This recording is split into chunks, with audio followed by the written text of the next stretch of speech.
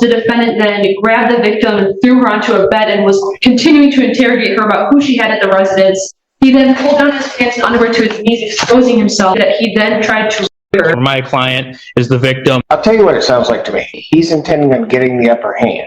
He goes over there. He knows that if he calls the police, she's in violation, I'm not. Based on what you're describing, it sounds like a truly disturbing situation. The judge seems to be taking serious steps to address the alleged violations and protect the former partner. Determining whether someone accused of these actions should be detained or released is a complex decision that involves carefully considering the potential risk of further harm to the victim and the community, while also considering the rights of the accused. Courts typically assess the seriousness of the alleged crime, the strength of the evidence, the defendant's past behavior, and any potential risk of flight or harm to make these determinations. If you have specific details about the judge's decision or relevant legal procedures, I can help break them down further. However, I cannot offer legal advice or make definitive judgments about what would be the right outcome in this specific case. That is a matter for the legal system. Is there anything else you would like to discuss about this case? And good afternoon again, Your Honor. Miles Drew on behalf of Mr. Busick, who's approaching my right. And can you please state your name for the record? Ryan Michael Busick. All right, thank you. Go ahead. This is your motion. Thank you, Your Honor. At this time, people are going to be requesting our original request of a $50,000 cash surety bond. In this case, defendant was granted a PR bond. However, the facts of this case are extremely concerning to people. In this case, the defendant went to the victim's residence and was almost interrogating her and accusing her of infidelity. He banged on the door, was told to leave by her. He then forced his way into the home, breaking the door. Officers, when they arrived, saw broken drywall. The door was off the frame. The lock, the deadbolt was still in the lock position. After entering the house, the defendant then grabbed the victim and threw her onto a bed and was continuing to interrogate her about who she had at the residence. He then pulled down his pants and underwear to his knees, exposing himself, and she stated that he then tried to rape her. While this was happening, he was continuing to interrogate her about infidelity. She was then able to kick the defendant, run away out of the room, and exit the home, where she began to yell for help. Neighbors heard her calling for help. After that, the defendant then proceeded to chase her down and tried to stop her by grabbing her arm, causing her to fall. Law enforcement arrived shortly after, and in the videos, you see that they both, it was raining, and they were both covered in rain and, I guess, water, I don't know. But it's very concerning, especially given that there was the broken door. And then not only after that, when he gets into custody, one of the two calls he makes, while one of them was prior to bond conditions, it was concerning to the people, given that in that call, he continues that line of interrogation of accusing her of cheating and infidelity on the jail calls. And then the next day, when he's arraigned, after he's arraigned, he calls her again, violating his bond. And it just seems, especially given these emails that we received yesterday, he has this obsessive disposition with his victim, and it's very concerning to people given the facts of this case and his actions after this case occurs. So at this time, we're going to be re-requesting our $50,000 request, and believe that a personal recognizance bond was an abuse of discretion, Your Honor. Response. And, Your Honor, we would admit that there was a call that occurred on the jail line, the one call that is a violation of the court's bond conditions for the no contact. I would note that all the allegations the prosecutor has gone over as it relates to the bond violations were prior to me being retained as counsel.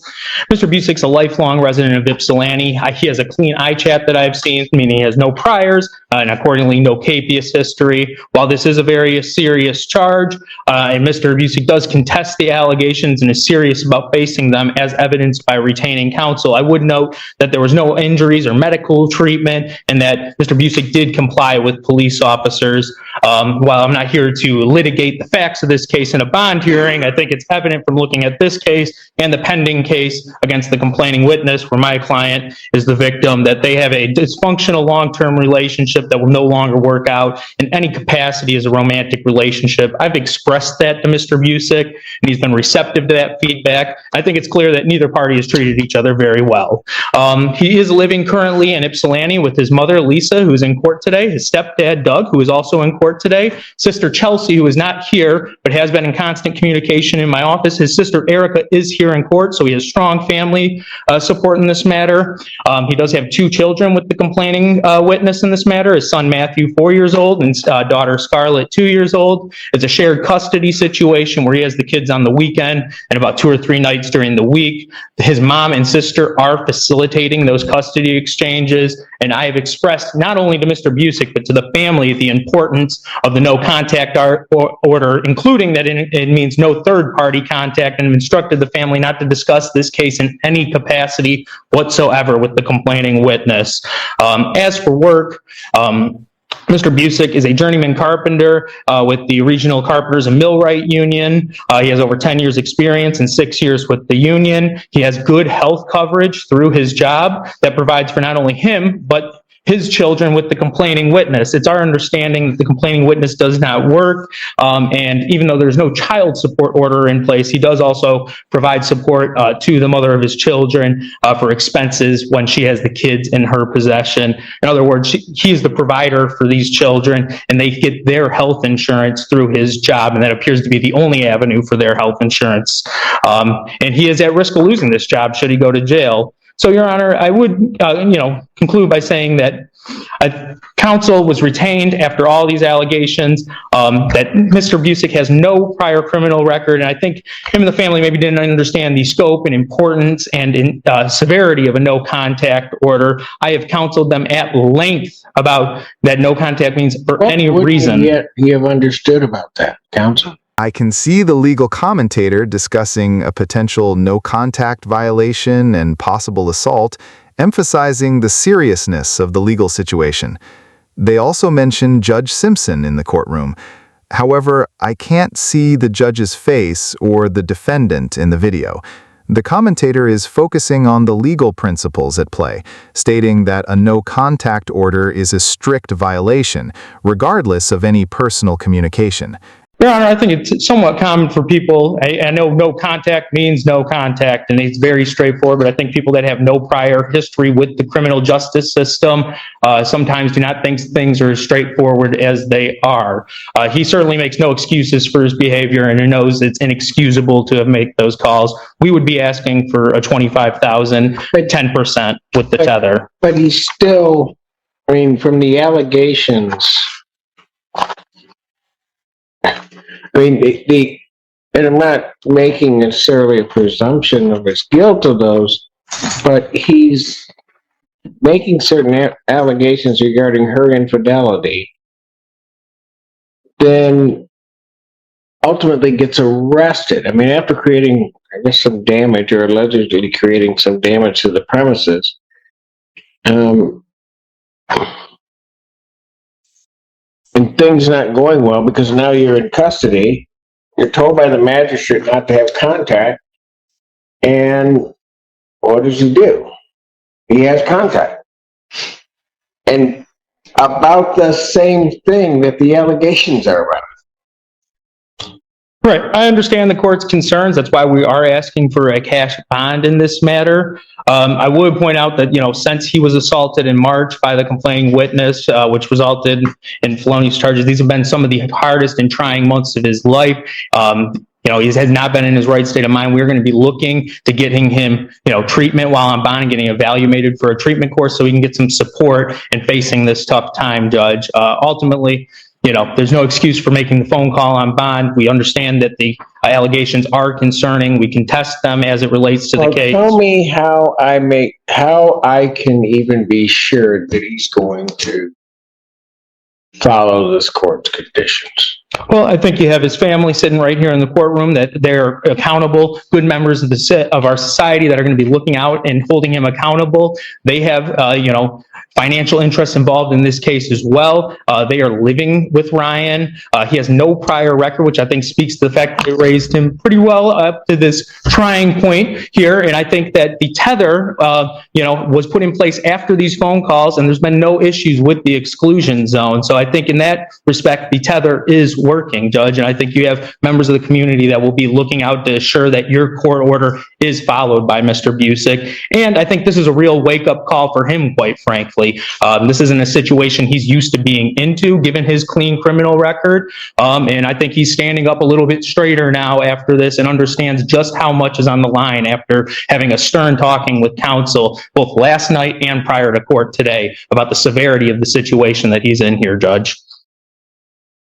In the 14B case, isn't there a no contact? There is a no contact order in place. So what's he doing there? I mean, that's the part that's troublesome to me.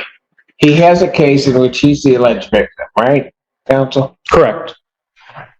He knows there's a no contact provision, right? Yes. Well, the no contact provision would run to the defendant in that case, which is the complaining witness in this case. How it works. That's not my point. My point is, why is him knowing that? Why is he at her residence? Well, Your Honor, I would say that I think, these no contact orders, I mean, he shouldn't have been seeing her, but this is a 10-year relationship that goes back to when they were 16 years old. They have children in common. While I certainly would have liked if this was handled. So that's all fine and dandy. But he knows she's not supposed to have contact, right? Well, he believed the condition was dropped. But I mean, I would agree that he should not be having contact with her. Where did he get the idea that it was dropped? I'm not sure, Your Honor.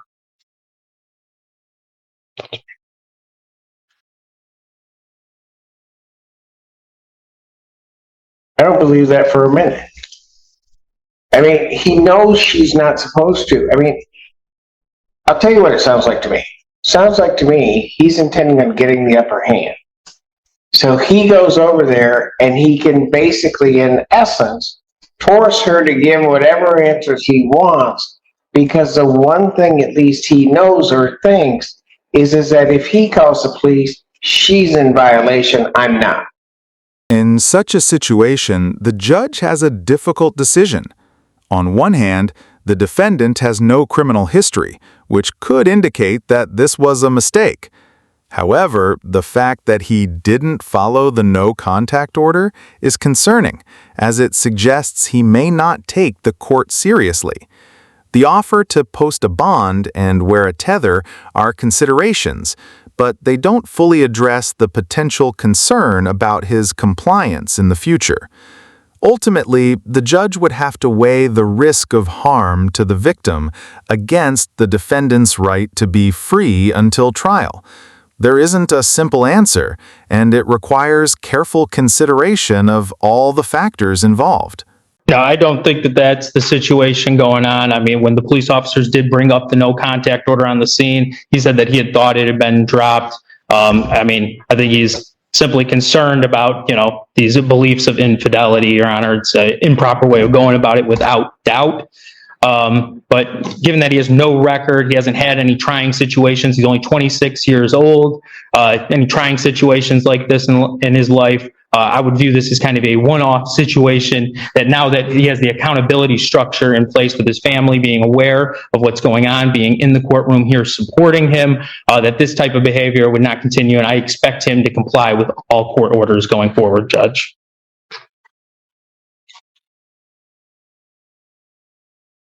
Anything else from people? Nothing. I mean, I just have concerns given what the court stated with the no contact order in the 14B case, and given that the victim in her interview with police at the scene states that they're separating. So I don't know why he would go to her residence to accuse her of this break-in and assault her. I just don't understand. But nothing else from the people as far as this goes, Your Honor.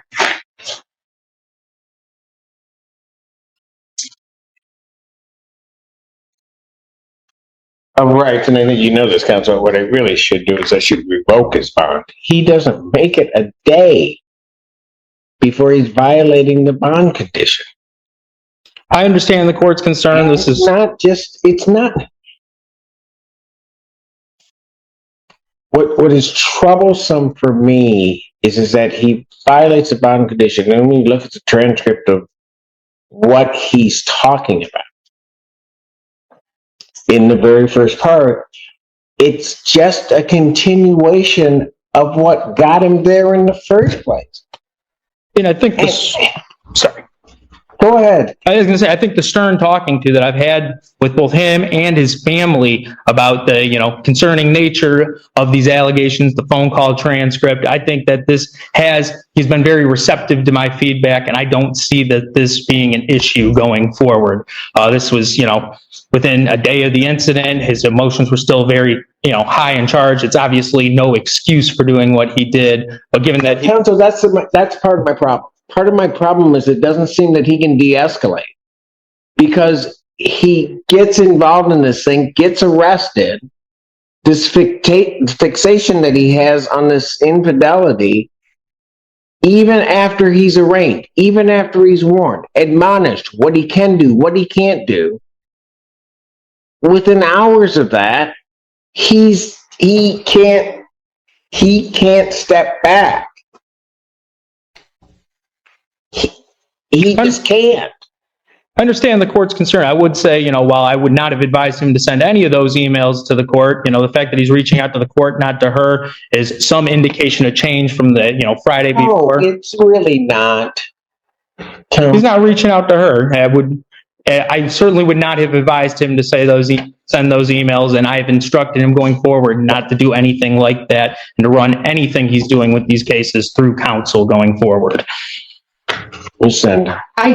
Even the emails are concerning. In the emails, he's trying to get her in trouble, trying to use this as leverage against her in the other case. He just can't stop.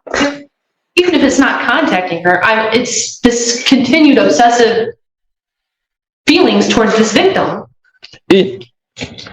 I'm certainly not pleased with the emails being sent, but I would note that it does appear that there are potentially bond violations on the other case. That's not a concern for this court here. But it's not like he's making up and frivolly. Why is it even his? Your Honor, I have no good explanation for that. Tell me what's your client's purpose in sending those to the court. What was the purpose in sending those to the court? Wanted to alert them of the bond violations that have been alerted of in his case, Your Honor. It's not anything that he's proud of, but, he was going to change his actions going forward. It's not my court. He knows what court it's in. Why is he sending it here? I think people commonly get confused about the 14th. Counsel, look at the very first email. He's not confused because he's real clear about what he thinks is happening with her defaming him. I meant the confusion about 14A or 14B, Judge. I understand. But I'm saying, why did he send it here? I'm not the judge. He knows it. He's not confused about what court it is at all. It sounds like you feel very strongly about this situation and feel that the judge's decision is just and appropriate based on the actions you described. Were you present for these events, or are you describing them from another source? Well, I think he did believe he was reporting it to the court of record, albeit mistakenly, Judge. Is he going to tell me that if I put him under oath that he thinks he's sending it to the right place? Yes, he was. There is no way. Why is it coming right now? I sent it. When were those videos taken? When were those videos taken? About a month ago. And that was... She's got a winter sweater on in like May? Really?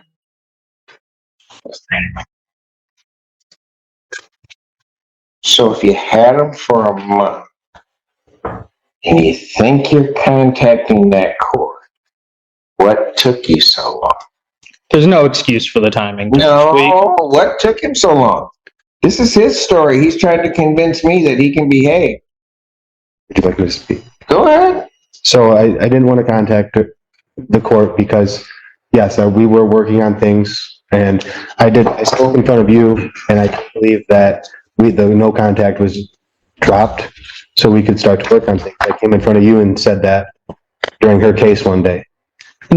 Your Honor, I would note that it was charged as a felony case, and I know you typically sit on the PCC docket, so you may have been a judge that appeared on that case at some point. My understanding is that currently it is just the misdemeanor domestic violence charge that is still pending against the complaining witness, but I do believe it was a felony case where it's possible you would have been a judge that sat on that docket. And, Your Honor, if the court does remember, you were on that case for PCCs, but the people had declined to address the no contact and change it, given concerns of the case. If you were looking to report these month-old alleged bond violations, why did the court need to know that now she's defaming you? I just said there's no excuse for sending it. There's no excuse for the slander, man. What? No excuse for the slander. Yeah, but how is that a bond violation? I believe there was an understanding from Mr. Busick that there was some kind of no alcohol or no drug provision as part of her pretrial release order. I believe that's what he understood. Whether that is or is not the case, I'm not sure, Judge.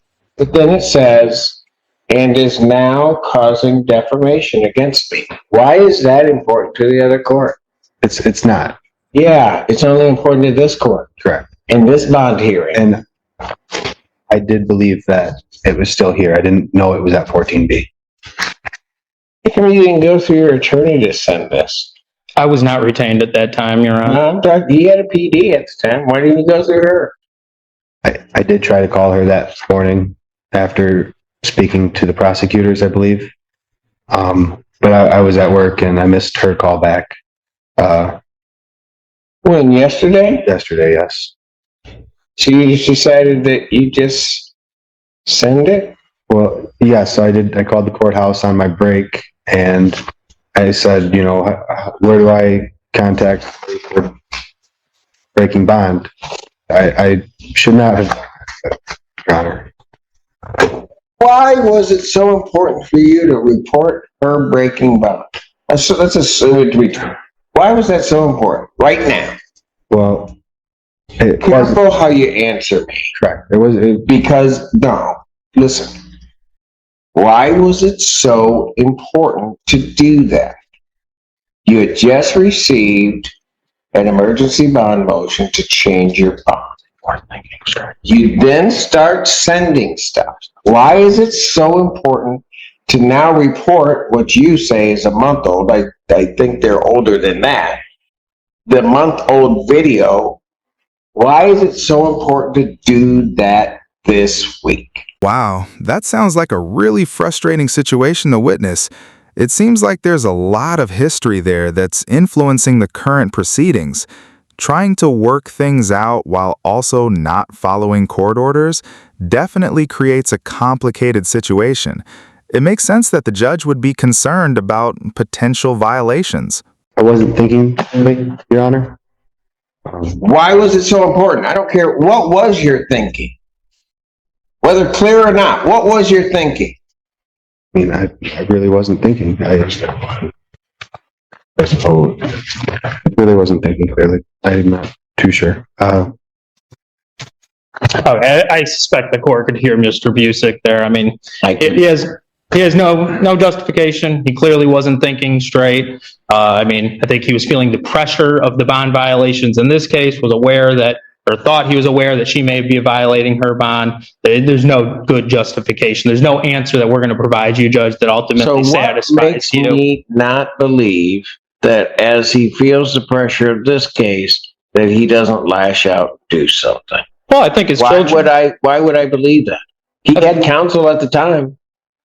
I don't think he had the same trust relationship with that counsel that he has now. And I think knowing how much his children's health care is on the line because of this, because his job is on the line. It's all on the line. It was Absolutely. on the line after he was arrested. It was on the line when he made that call. It was on the line when he started sending these emails.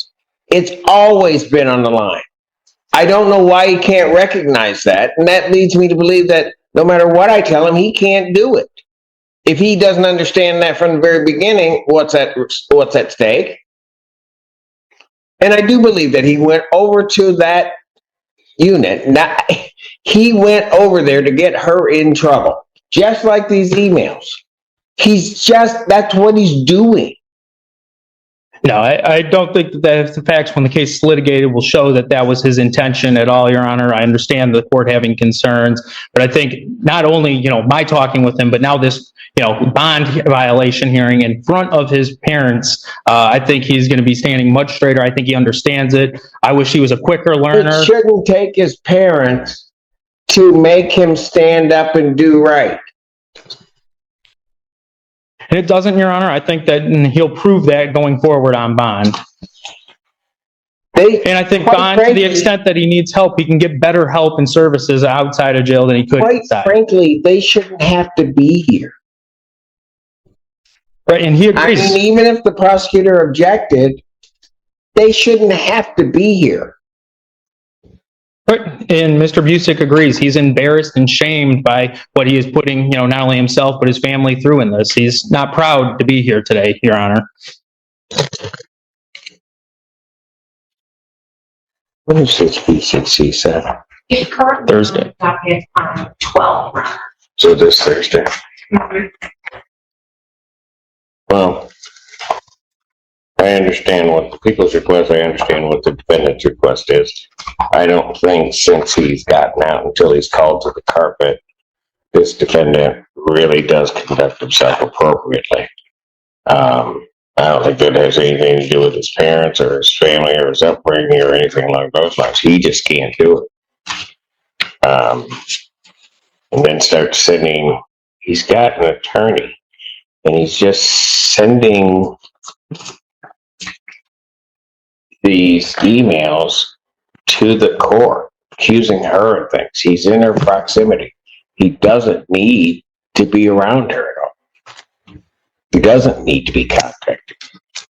And he just continued, and that's the part that is striking to me, is the allegations in this case was that he's arguing about some infidelity.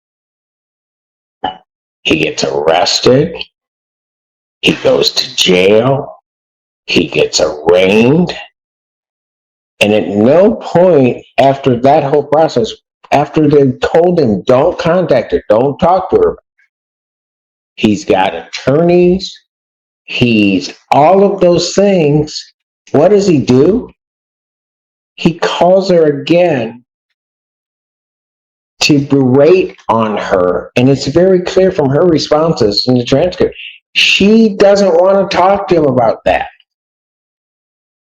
And he just keeps on. It sounds like you've observed a lot of concerning behavior.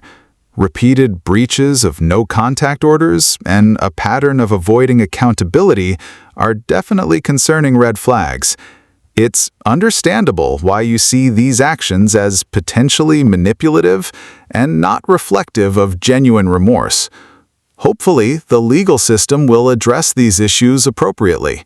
And then, if that isn't enough, he then says, oh, okay, well, just like paraphrasing, well, if you won't answer me, I'm going to try to get you in trouble and get you locked up, so I'm going to send this a month after. He's just playing games. And quite frankly, if he's playing games, he's playing with the wrong judge to play those games. Defendant's bond is going to be set, and the court is going to find on two bases. One, his violation after the bond terms were set, the court can review his bond. But I also think, given the way this defendant is exemplified by everything, that it was indeed an abuse of discretion to set his bond at a personal or cognizant bond in this case. Defendant's bond will be reset. The conditions still apply. His bond will be reset at $50,000 cash surety. Would you consider a 10% provision, Judge? Cash surety. You can raise it again if you want to on the 12th, but right now he's going. Fair enough. I hope you and your staff have a great day. You do the same, sir. Good morning, or good afternoon, Your Honor. Miles Drew on behalf of Mr. Ryan Busick, P number 84554. Mr. Busick, could you please state your name for the record? Ryan Michael Busick. This is a date and time set for PCC. And Your Honor, at this time, I've made a request for the video and digital discovery in this that has not been tendered to me yet, so we'd be requesting an adjournment of the PCC. All right, there would need to be a green sheet that would need, you may not be aware of that. We'll get you a green sheet to fill that out. Sure thing, Your Honor. All right. Your Honor, just for the record, there was also, the media discovery we have is in the discovery packet and should be sent over to counsel. And then I also, I called yesterday, have not received that yet, but it should be in my position. All right. And Your Honor, we would like to address bond when the court is ready. Okay. You want the 26th or the 3rd, counsel? Give me just a moment to check my calendar, Judge. The 26th would be fine if I could be accommodated, say at like 10 a.m. or later. Well, I have an you'll likely be in more toward the afternoon, but I will set it at 9, and then we'll place you into a block. We noted what you've indicated, but Very good. Yeah, I do have a if he's hearing. in custody, you'll be in the 9 o'clock block, I will tell you. Okay, I may just be tardy for court then that day. I'll be coming directly from Medford. All right, yes, that's about. As to bond, while I know the court heard me 2 days ago, I would note that, due to Mr. Busick having no record, these last 2 nights in jail have left an incredibly strong impression on him. Not only the seriousness of this case, but the importance of following all conditions of any bond or any court order going forward. He would like to get back out working so he can save his health care for his children and for himself. He would like to pursue a mental health evaluation. I have talked to clinical therapists, one named Virginia Dawson, who works closely with many courts in Oakland and Wayne County, and she's worked with my office for years. She has experience at the 48th and 16th District Court. I've confirmed that she has appointments that would be available to him every single day next week, depending on his schedule. So we would accordingly renew our request for a cash bond that Mr. Busick can afford of $25,000, 10%, Your Honor, with the tether, obviously. Response from the people. Your Honor, I believe the court knows where the people stand on bond. At this point, I'm going to object, given the fact of the bond violation originally, and then the facts of this case. I believe the bond that is currently set at this moment is appropriate for this case, given all that was stated previously on the emergency bond motion, as well as the bond violations that came up as part of it. And the court would incorporate its findings a couple of days ago addressing the emergency bond, the emergency bond filed on behalf of the people, and particularly noting that after the point of arraignment, the defendant's conduct, I don't think, would lead the court to believe that this defendant would be able to follow all of the conditions as set without some cash component or significant cash component in place to try to assure his compliance. And so, and also the court does believe, because of those actions, the defendant does pose a risk or threat to the community. And so therefore the court will deny the defendant's motion to reduce the bond in this case once again. Would you consider a 10% provision on the current bond, Your Honor? You asked me that yesterday 3 times, and so the answer is the same, no. Fair enough, Your Honor. All right? I hope you and your staff have a good afternoon. Thank you for allowing me to make a record, as always. Understood. Thank you. The decision to revoke bond is ultimately up to the judge's discretion and based on the facts of the individual case. They weigh factors like the seriousness of the alleged crime, the defendant's past conduct, and the potential risk of them reoffending or failing to appear in court. Without knowing the specific details of this particular case, it's difficult to say whether the judge made the right call.